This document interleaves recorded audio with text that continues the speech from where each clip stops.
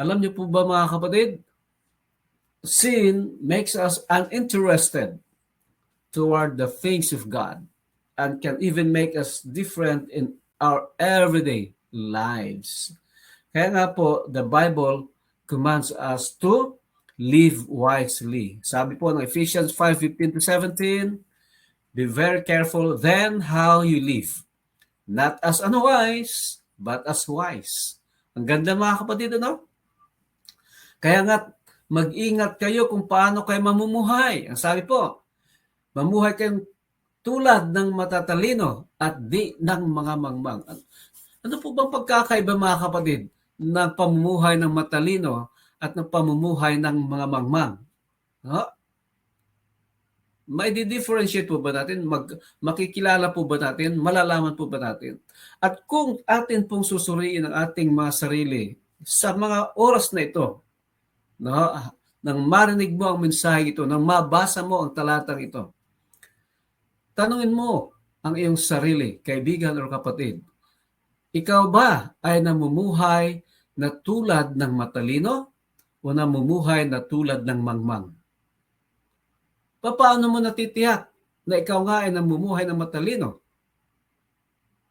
Mga kapatid, ang sabi po dito, na making the most of every opportunity. Yun po pala ang pamumuhay ng matatalino. Gamitin ninyo ng lubusan para sa mabuti ang bawat pagkakataon. Mga kapatid, araw-araw binibigyan tayo ng Panginoon ng pagkakataon. Pagkakataon ng paglilingkod para sa Kanya. Huwag nating sabihin mga kapatid na tayo ay matanda na upang hindi na maglingkod sa ating Panginoon. Sa totoo lang, even sharing these videos, the messages that we are enjoying every day in our Arise and Shine morning devotional is doing a noble task, taking opportunities in doing good works, mga kapatid. Making the most of every opportunity. Why, mga kapatid? Because the days are evil, mga kapatid, sapagkat puno ng kasamaan ang kasalukuyang panahon. Ang hindi po natin paggamit ng lubusan ng mga pagkakataon na ibinigay ng Panginoon para sa paggawa ng mabuti ay pamumuhay na tulad ng mangmang. Yan. Kaya nga po, bata, matanda, malusog o mahina, may karamdaman o wala, we all have opportunities in doing good work for the glory of God.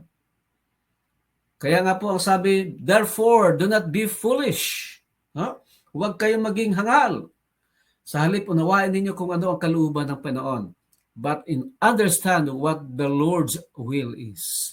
Kaya nga po mga kapatid, alamin natin ang kalooban ng Panginoon. So in order to live wisely, we need to be attentive to our spirits, souls, and physical bodies, mga kapatid.